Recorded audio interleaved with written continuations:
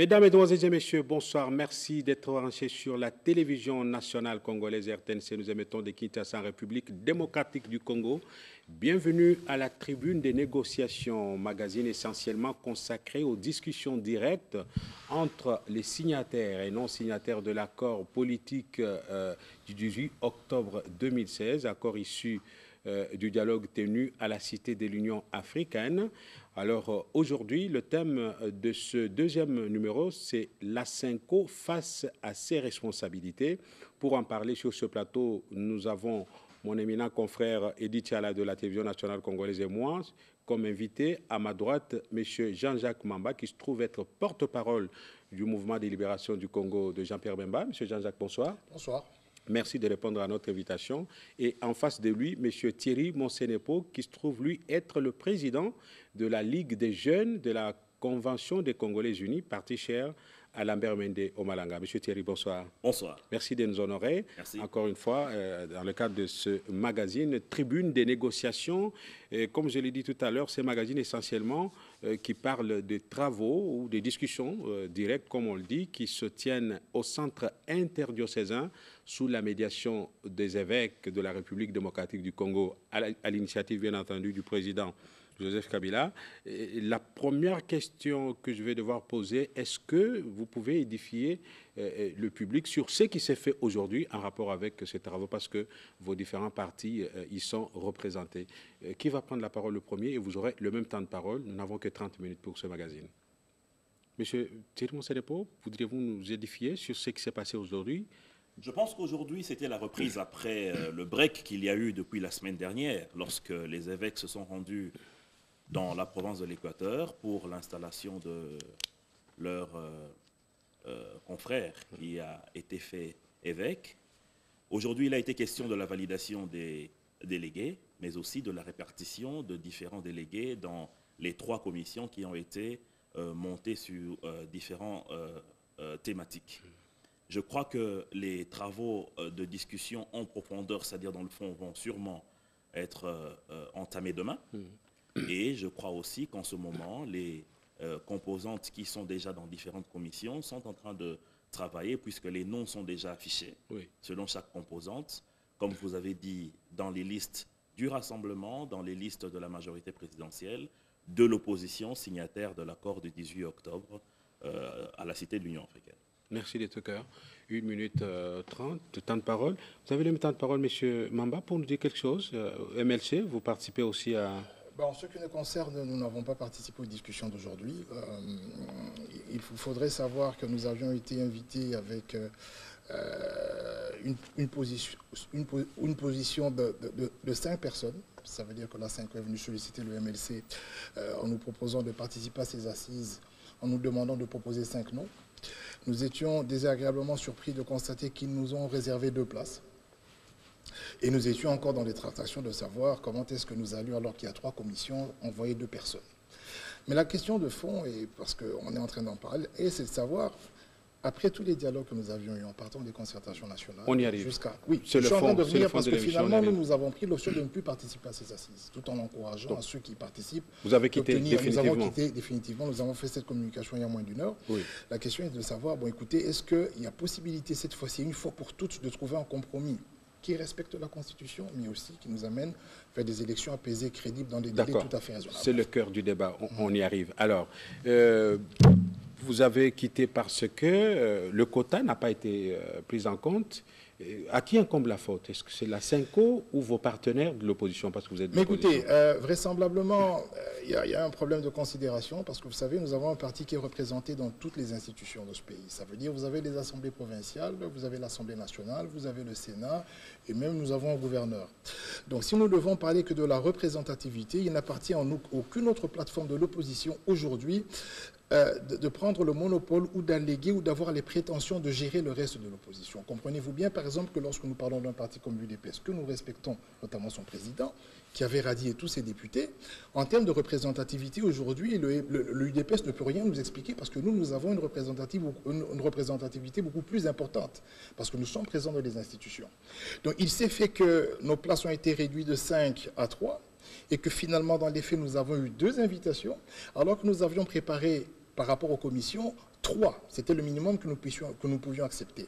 Donc nous avons entamé une série de discussions pour dire, écoutez, nous avons, bien sûr que pour nous ce sont des redites, parce que nous avons gardé notre ligne depuis 2014, que de dire la Constitution doit être respectée en faisant des propositions qui sont connues de tous. Mais même si le forum serait le cadre purement technique dans lequel nous allions répéter ce que nous avions déjà dit, mais il faudrait que ça se fasse dans la considération du poids politique, de la représentativité, dans le respect mutuel des partis. Donc dès lors que ce n'a pas été pris en compte, que le rassemblement ou les amis qui ont, dans le camp de l'opposition, qui a une non-signataire de l'OUA, on n'a pas tenu compte au fait de ce respect, de cette considération. Nous avons estimé que, bon, écoute, dans ces conditions-là, vaut mieux donner la chance à ceux qui veulent participer. On va donner la matière. On a répondu aux 6 questions. On espère très bien que ça pourra être exploité dans le cadre de la finalisation des travaux qui, pour le moins que je puisse dire, devraient aboutir à des élections crédibles dans les délais constitutionnels requis et de manière la plus démocratique possible. Vous pensez de la République en jetant l'éponge? Nous ne rejetons pas l'éponge parce que nous sommes l'un des partis les plus constants qui dit la même chose depuis 2 ans. Vous savez, ce que nous avons l'habitude de dire et ce que nous disons, c'est écrit. Et d'ailleurs, on ne dit pas plus que ce que la Constitution dit. Nous n'avons pas jeté l'éponge parce que je suis dans cette émission, parce que je répète des choses que nous disons chaque fois. Donc ici, nous ne jetons pas l'éponge, mais comme c'est un problème organisationnel et que nous ne sommes pas demandeurs de quotas en réalité, nous n'allons pas faire une querelle par rapport aux quotas.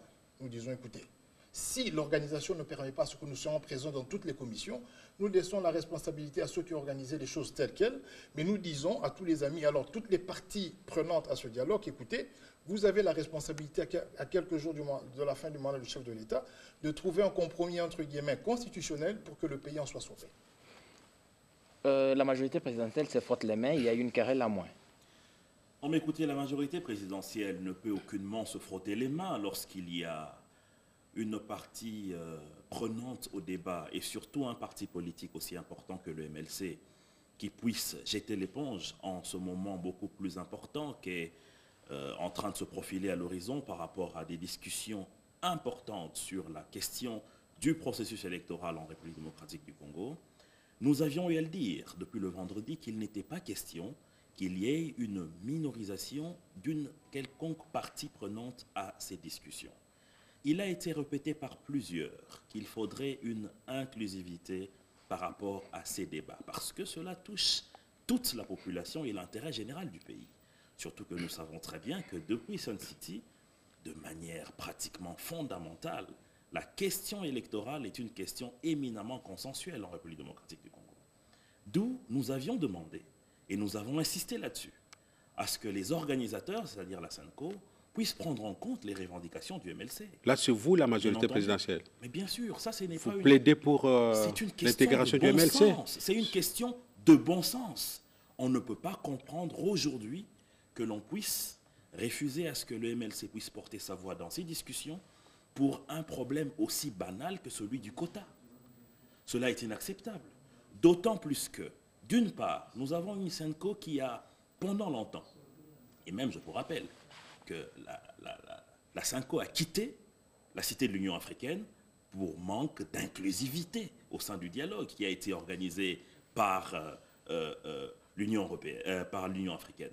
Donc aujourd'hui que l'on retrouve encore des mêmes problèmes liés à une inclusivité, cela blesse. Mais au-delà de cela, il y a la question de la famille politique opposition qui, je crois, ne devrait pas admettre qu'il y ait une frange qui se prenne la part belle, au nom de quoi le rassemblement pourrait tout prendre et ne laisser que quelque chose d'insignifiant au MLC, qui, comme venait de dire M. Mamba, est assez représentatif.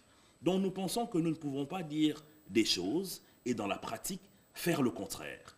Il est donc important aujourd'hui, que ce soit du côté de la SENCO ou des partenaires qui se retrouvent au sein de l'opposition congolaise, qu'ils puissent prendre en compte la question du MLC qui pour nous est nécessaire dans les débats étant donné que c'est un parti représentatif dans l'échiquier politique de notre pays. La toute dernière question de ma part avant que Eddy ne rebondisse. Ceci voudrait dire que si les discussions directes qui se tiennent au centre interdiocésain arrivaient à terme, le compromis ne serait pas inclusif parce que le MLC n'y est pas.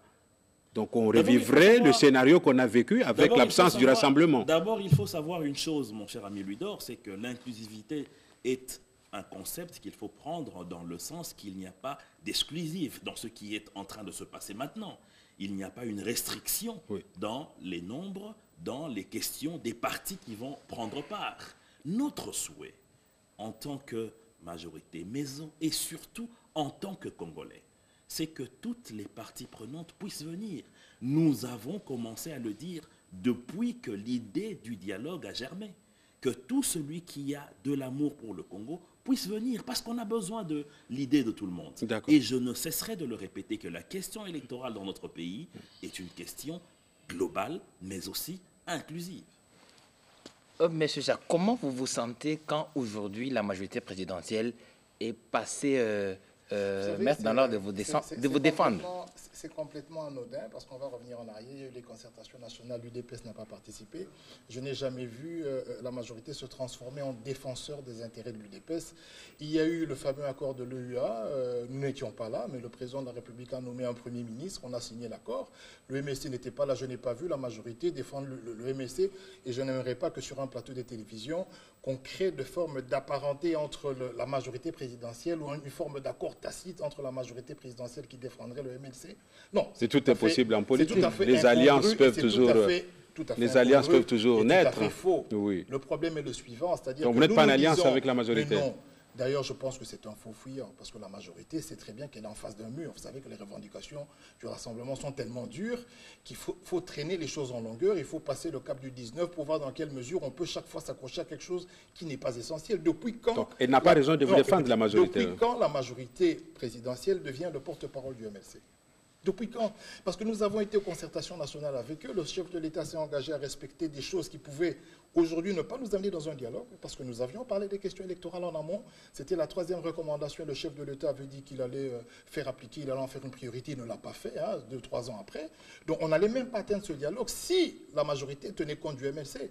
Donc toutes ces flatteries et toute cet amalgame autour des revendications de la majorité pour une famille qui n'est pas la sienne, j'aimerais qu'on lève un peu cet équivoque parce que le MLC n'est pas partenaire de la majorité, ne partage pas son bilan et tient la majorité pour responsable de la séquence interminable de dialogue. Vous savez pourquoi nous dialoguons? Parce que nous avons des textes que nous ne voulons pas respecter. Donc moi, je ne suis pas partisan d'un dialogue sans fin, d'un dialogue qui interviendra à chaque fois qu'on est dans l'incapacité de respecter des engagements pris en amont. Donc, je vais demander à M. Mossenepo gentiment et à la majorité présidentielle de cesser d'utiliser le nom du MLC comme bouc émissaire. Nous pouvons ne pas participer à ces discussions, et d'ailleurs nous n'allons pas participer à ces discussions, tout en continuant à demander qu'il y ait respect de la Constitution et en signifiant à M. Kabila, le chef de l'État, qu'à partir du 19 décembre, il devient sénateur à vie. Donc je pense qu'être dans la discussion, ne pas être dans la discussion, pour nous, ce n'est pas ce qui importe. Ce qui importe, c'est que les lois soient respectées.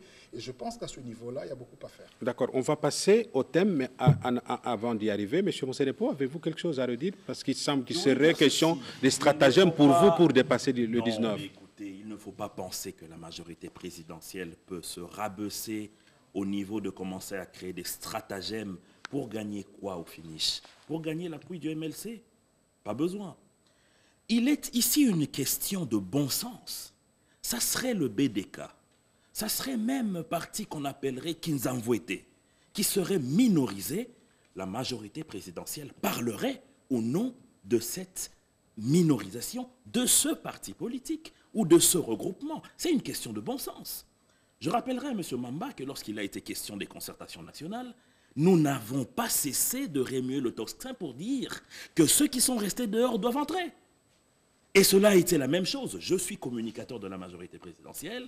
Nous avons eu à faire des campagnes pour que le MLC, l'UDPS nous rejoignent à la Cité de l'Union africaine. Donc ce n'est pas qu'aujourd'hui que nous sommes en train de faire ou de vivre l'éveil de bon sens. Pas du tout. Nous avons ce bon sens en nous. Parce que nous pensons que la question électorale et la question du Congo touchent tout le monde. Si M. Mamba pense que le bon sens est une question de flatterie, alors c'est que nous devons lâcher cette qualité qui nous a été léguée par le Christ même. Maintenant, je viendrai à ce que M. Mamba a dit sur la question des retards. Mais Les retards par rapport aux dates, mais nous avons longuement discuté sur ça. Nous sommes ici devant un cas de fait accompli, un cas de force majeure, l'impossibilité de tenir les élections à bonne date. Qui est responsable de la tenue des élections? C'est la CENI. La CENI nous a dit, à 90 jours avant, je n'ai pas de fichier électoral, messieurs et dames. Pourquoi il n'y a pas de fichier électoral? Les raisons ont été évoquées. Des raisons d'ordre de financement des élections. Nous savons pertinemment que l'économie congolaise a subi de plein fouet plusieurs marasmes économiques. Nous savons que la guerre a amputé en grande partie le budget de ce pays. Nous savons aussi qu'il y a des partis politiques de l'opposition qui ont rejeté à plusieurs reprises le calendrier électoral. Tout cela fait que nous en sommes là où nous sommes. Donc il ne faut pas amputer à la majorité présidentielle la guerre contre le M23, la chute des matières premières, la déstabilisation de l'économie. Finalement, c'est que même la guerre en Syrie serait la cause de la majorité présidentielle. Donc, merci. Ça, c'est connu, ce que vous avez évoqué, vous deux.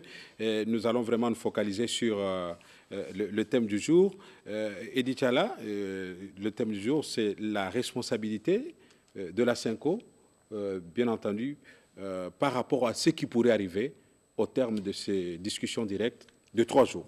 Quelles sont les chances que vous, MLC, donnez à la CENCO? Écoutez, un tout petit mot, parce qu'on ne doit pas sortir du terme. J'ai envie de dire, j'interdis, mais je ne suis pas permis. Il n'est pas permis à la majorité présidentielle de parler de bon sens dans ce pays. Parce que le bon sens veut que nous respections ce qui est dans la Constitution, que nous organisions l'État correctement et que les choses soient faites selon les prescriptions constitutionnelles. Lorsqu'il y a des failles dans la gestion, on ne va pas faire des leçons de bon sens. Et la majorité n'a aucune leçon de bon sens à nous faire. Bon, ça, ce n'est qu'une parenthèse. Vous savez, en ce qui concerne les chances, la responsabilité de la CENCO, nous avons eu des concertations nationales.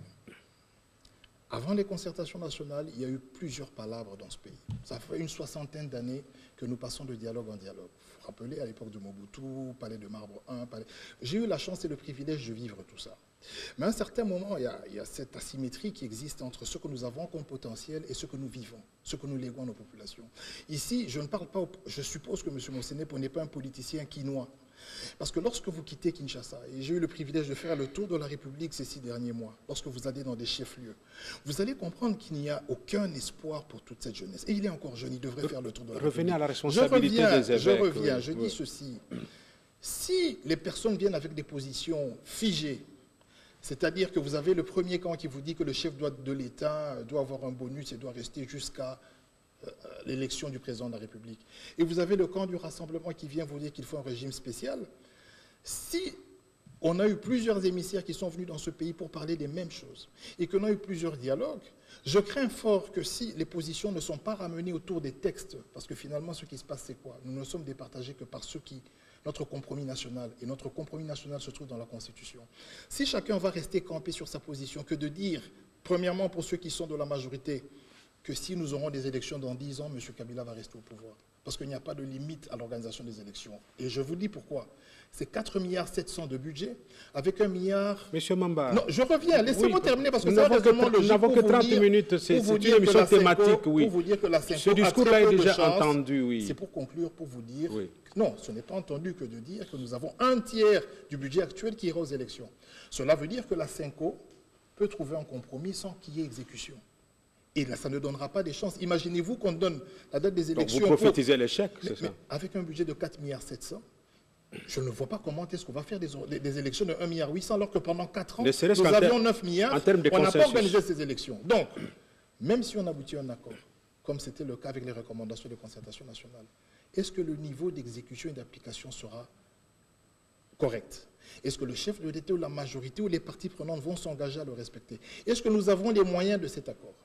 Donc, je ne suis pas un prophète de malheur, oui. Mais dès le départ, vous avez une majorité présidentielle qui ne trouve pas mieux que de dire qu'elle a besoin du MLC et qu'elle en fait son cheval de bataille, je crains que dans les 2 ou 3 jours prévus, nous n'ayons pas quelque chose de consistant, d'autant plus qu'on vient de finir le UA, ça n'a pas fonctionné, et maintenant que les couacs ont commencé avec ce nouveau dialogue, ça risque de ne pas fonctionner, parce que la CENCO était à l'OUA, elle a quitté l'OUA, maintenant elle organise un autre dialogue, et il y a des partis qui n'y vont pas comme le MLC, il y en a qui vont surfer sur notre absence pour saboter cet accord. Donc je crains qu'après 2-3 jours, et je ne l'espère pas de toutes les manières, qu'il n'y ait rien de consistant qui puisse nous amener vers des élections crédibles dans les délais raisonnables. Il y a des fortes craintes que l'accord, même si on en a un, on ne puisse pas mettre cet accord en œuvre. Ça veut dire que la mission de la CENCO est déjà vouée à un échec. D'office. Je vais revenir à cela très rapidement, mais je voudrais dire à M. Mamba qu'il n'a pas un spectromètre de bon sens pour détecter la quantité de bon sens qu'il y a dans chaque parti politique ou dans chaque regroupement. Surtout que j'éviterai à sa place de parler de questions de gestion lorsqu'on a un chef qui vient d'être condamné à 8 ans pour subordination de témoins. Mais je voudrais plutôt dire à M. Mamba qu'il a fait, c'est vrai, le tour des provinces les 6 derniers mois. Moi, j'en ai fait dans les 12 derniers mois, donc un peu plus long que vous. Et je vous assure que lorsque j'ai pratiqué les provinces, c'était pour installer ma radio en tant qu'homme d'affaires, mais aussi en tant que président des jeunes. J'ai trouvé de l'espoir dans ces jeunes. Parce que ces jeunes étaient sous les jougs de certains partis politiques qui, non seulement tuaient, mais aussi faisaient de l'anthropophagie. Là, je vous parle de Mambasa. Ces jeunes, aujourd'hui, sont dans la paix. Alors, vous n'allez pas me dire que ces jeunes manquent d'espoir, alors que hier, leurs compatriotes étaient mangés par un parti politique. Je voudrais aussi dire ici que les budgets dont vous parlez, ce n'étaient pas des budgets d'ordre de 9 milliards, mais plutôt de 8 milliards. Mais qu'aujourd'hui, nous sommes en train de nous concentrer de la manière la plus rude pour que les 4 milliards prévus puissent réellement exister dans le trésor public pour permettre à ce que la part des élections puisse être dégagée. N'oubliez pas la question essentielle. Maintenant, venons-en à cette question essentielle. D'abord, il est important, M. Louis-Dor, que nous puissions parler de pourquoi nous en sommes là. Parce que j'ai entendu M. Mamba dire qu'il ne faudrait pas finalement continuer à parler, mais le dialogue est un processus permanent. Aujourd'hui, si nous parlons, si nous dialoguons, c'est parce que la question des élections est une question qui concerne toutes les forces vives de la nation. C'est aussi parce que nous savons très bien que nous sommes devant un problème. Le problème, c'est lequel? C'est que la Constitution est claire que la CENI doit convoquer le corps électoral 90 jours avant. Mais quand il n'y a pas ce corps électoral 90 jours avant, qu'est-ce qu'il faut faire? Il a dit que vous en êtes la cause, vous, la majorité. Non, la Constitution est muette là-dessus. Maintenant, il faudrait qu'on se pose 2 questions. Nous avons la lettre et l'esprit de la Constitution. La lettre, il faut revenir aux discussions qu'il y avait en avril 2005, lorsque M. Olivier Kamitatou, à l'époque secrétaire général du MLC, était président de l'Assemblée nationale. Il a, avec Mwando Simba, paix à son âme, demandé à ce qu'on ajoute l'alinéa 2 de l'article 70 pour que le président de la République reste en fonction jusqu'à ce qu'il y ait l'installation de son successeur élu, pour éviter un vide au sommet de l'État, pour permettre la continuité de la gestion de la chose publique. C'est cela qui, aujourd'hui, nous permet de dire que le président de la République va faire un passage de flambeau avec celui qui va être élu. Maintenant, la question, la deuxième, c'est... Il a dit que ça ne sera pas le cas, les 19. La deuxième... Il a dit que ça ne sera pas le cas. La deuxième, nous parlons de la même constitution en tout cas, la deuxième, c'est, maintenant que la CENI n'a pas des élections, nous avons 10 millions de jeunes qu'il faut, de nouveaux majeurs qu'il faut enrôler, nous avons un fichier électoral qu'il faut refondre. Qu'est-ce qu'on fait? On se met ensemble, on parle technique, on parle budget pour les élections et on essaye de voir comment on peut rendre tout cela possible. À mon humble avis, avec un peu de bonne volonté, avec la foi, parce que je suis éminemment catholique, cette foi chrétienne me pousse à croire que les évêques vont parvenir à quelque chose, surtout que cela est de fil en aiguille une conséquence logique de l'accord qui a été signé le 18 octobre à la Cité de l'Union africaine. Oui, malgré votre profession de foi, pensez-vous que cela soit possible lorsque l'ONU elle-même a échoué? Plusieurs missions ici. Je ne sais pas pourquoi vous parlez d'échec. Oui, pour ramener le gros poisson. J'utilise la métaphore. J'utilise la métaphore des Dom Kodjo, les gros poissons. Je vous dis que M. Kodjo a parlé de gros poissons ironiquement. Oui. Donc il ne faut pas prendre ça comme une qualification positive. D'accord. Eddy, vous relancez M. Mamba. Nous tendons vers les recommandations par rapport à ce qui est attendu à votre place, en tant que citoyen de la République démocratique du Congo, autour du 19, il y a une certaine psychose. La SENCO est en train de faire en sorte que les acteurs politiques se mettent ensemble. Vous êtes un des acteurs politiques. Qu'est-ce que vous conseillez à la SENCO ou aux participants au dialogue qui puissent faire pour que nous atterrissions finalement en paix? J'ai d'abord, vous savez, malheureusement, on a très peu de temps. J'ai suivi encore une fois M. Mossenepo qui s'expose souvent à la télévision avec un livre qu'il lit dans une langue qui n'est pas comprise par les Congolais. Donc lorsque moi je parle des jeunes qui sont à Kikwit, qui n'ont pas été mangés comme il le prétend, ils n'ont pas de courant depuis que M. Kabila est au pouvoir. Lorsque je vous parle de Mbandaka, il n'y a aucune route depuis. On n'a mangé personne là-bas. Ces jeunes sont sans emploi. Donc je suis en train de vous expliquer quelque chose de très fondamental. Je suis en train de vous dire que M. Kabila est entré jeune, il a donné beaucoup d'espoir, mais il n'y a rien eu dans ce pays. Et je peux vous citer tous les chefs-lieux que j'ai visités pour que vous compreniez la misère. Vous savez, lorsque vous êtes en Mbandaka, même le président de l'Assemblée provinciale n'a pas de véhicule. Ils sont tous à pied, tout le gouvernement. Donc, laissons cette question de côté. Je veux dire que ce soit la question du bon sens, que ce soit la question de la gestion ou de la responsabilité dans la non-organisation des élections, il la porte pleinement. Et je vais vous donner un exemple. Vous savez, la CENI a commencé à enrôler, n'est-ce pas? Mais elle a enrôlé avant que la SENCO ait fini, avant même la cité de l'OUA. Cela veut dire que depuis que le chef de l'État avait pris ses engagements en 2013, elle pouvait enrôler et finir ce travail. S'il y a une question de moyens, mais le cours de matières premières n'a chuté que ces 2 dernières années. Les élections, ça se prépare.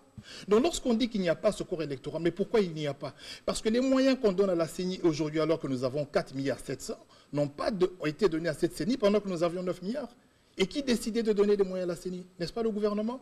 Maintenant, revenons à ce que vous êtes en train de dire. Recommandation, on tend vers la fin, oui. Ce que moi je suis en train de dire, en dehors de toutes les agitations et toute la fantasmagorie qui caractérise le discours de la majorité, qui finalement se trouve dans une situation où elle échoue sur toute la ligne. En dehors de tout cela, ce que moi je peux recommander, parce que chaque parti, et je le dis, chaque parti, que ce soit le Rassemblement, que ce soit nous, le MLC, que ce soit les gens de la majorité, nous avons tous des ambitions. Nous prétendons tous mieux faire que les autres. La seule chose qui peut nous encadrer, c'est le respect de texte. Le dialogue est une vertu. Mais si nous devons chaque fois dialoguer pour remettre en cause le compromis national, pour trouver des voies et moyens de l'interpréter au profit des individus, parce que les individus n'ont pas réussi leur mission, et si le prochain président de la République fait 2 mandats et qu'à la fin de son 2e mandat, il vous raconte qu'il n'y a pas d'argent pour faire des élections et qu'il nous amène dans un dialogue, alors on va continuer comme ça, comme le pays le plus riche d'Afrique, potentiellement, et finalement, toujours émaillé, une vie émaillée de discussions interminables autour de la gestion du pouvoir, même lorsqu'on n'a pas été à la hauteur de la tâche qui vous a été confiée. Donc, ce que nous demandons à la SENCO, ce que nous recommandons à la SENCO, c'est de s'organiser, et pas seulement à la SENCO, avec toutes les parties prenantes, pour que nous ayons un pays de droit, un pays des textes, que le compromis gravite autour de la Constitution et qu'il tende à la faire respecter une bonne fois pour toutes. Un message pour la population? Écoutez, nous sommes demandeurs de paix. Le 19 décembre, c'est une date comme toutes les autres. On aimerait que ce soit une date fériée qu'on va classer comme le jour de la démocratie.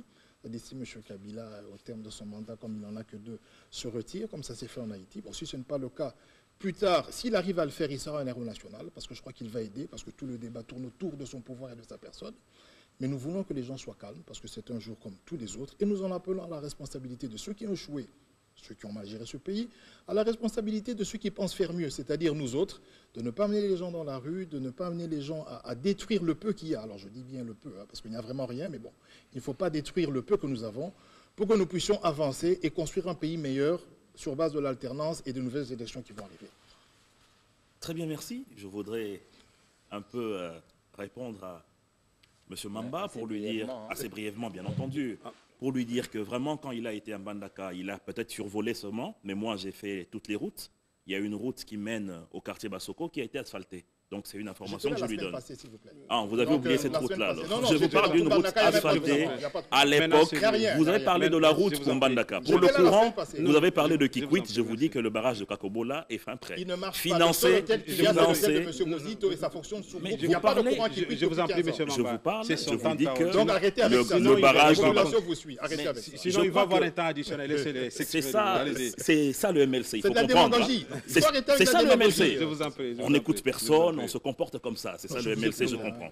Donc je disais Roulez sur que votre boulevard, allez-y. à Mbandaka, comme vous dites, boulevard, moi je vous dis rue asphaltée, il y en a, en allant vers Moi, j'ai Bassoko. utilisé une métaphore. Et je vous dis Oui, également, mais je reprends votre mot, Oui. je vous dis également qu'à Kikwit, le barrage de Kakobola, financé par le gouvernement, est presque prêt et très bientôt, ce courant, cette ville sera alimentée ainsi que tout le reste de l'ex-province du Bandundu. En ce qui concerne les matières premières, dont M. Mamba a dit que les 2 dernières années seulement qu'il y a eu baisse des cours de matières premières, il oublie qu'il y a eu la guerre du M23. Peut-être qu'il était, je ne sais pas où, mais je vous dis que cette guerre nous a coûté. Donc c'est bien de parler des 2 années où les cours de matières premières ont baissé. Il ne faut pas oublier la guerre du M23. Parlant de bilan, il est important de reconnaître une chose.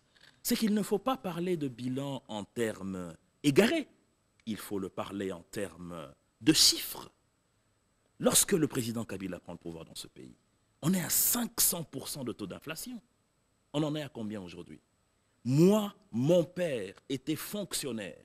J'ai étudié tout le temps avec des dérogations parce qu'il était en train d'accumuler des années d'impayement. On se souvient, M. Ludor, peut-être que vous étiez ici à Kinshasa, lorsqu'on nous exposait des cercueils devant la SCPT aujourd'hui, ce n'est plus le cas. Il y a une embellie qui est en train de se faire et c'est ce que nous devons consolider.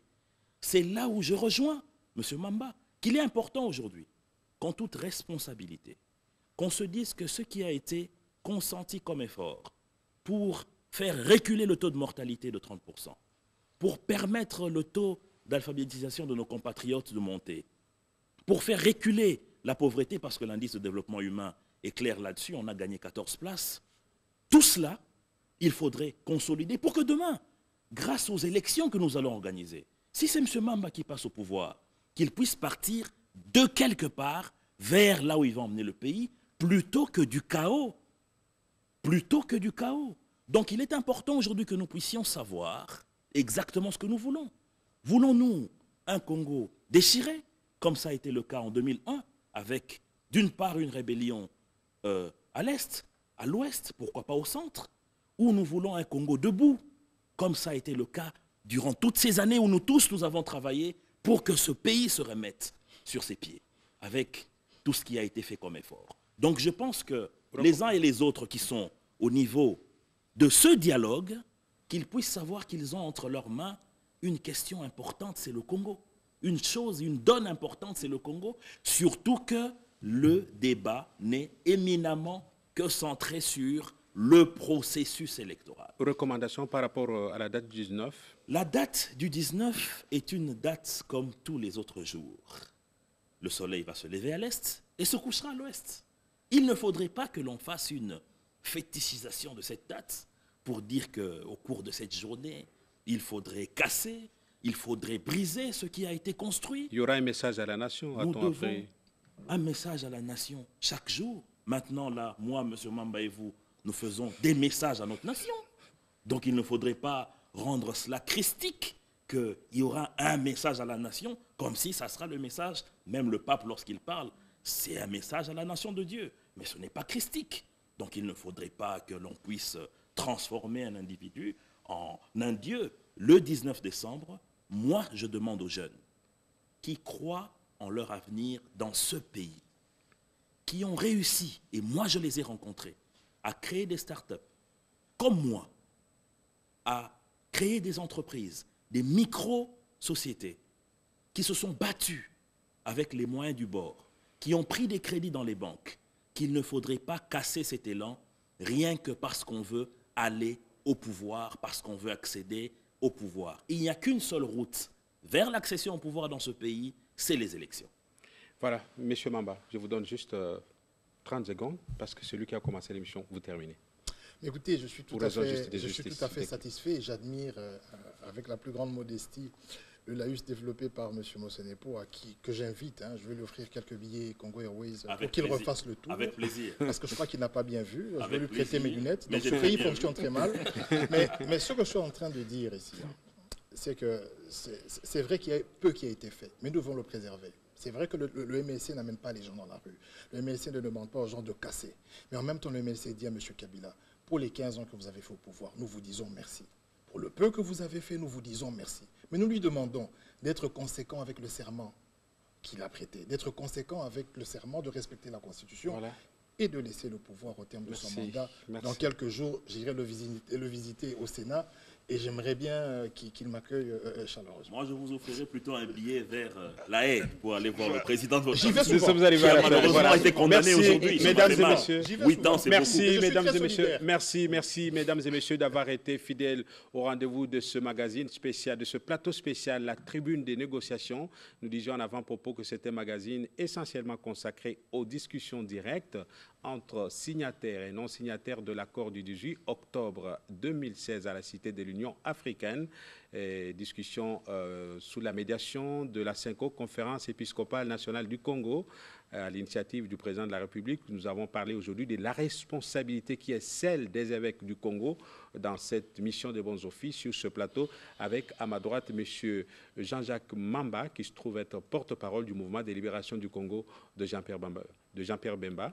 Monsieur Jean-Jacques, merci. C'est moi qui vous remercie. Merci aussi à M. Thierry Monsenepo, président de la Ligue des jeunes de la Convention des Congolais unis de Lambert Mende au Malanga. Monsieur Thierry, bonsoir. Merci, bonsoir. Merci. Au nom de mon estimé confrère Edith Chala, nous vous disons, mesdames et messieurs, merci, tout en promettant de vous retrouver dans d'autres numéros. D'ici là, portez-vous très bien. On va se saluer.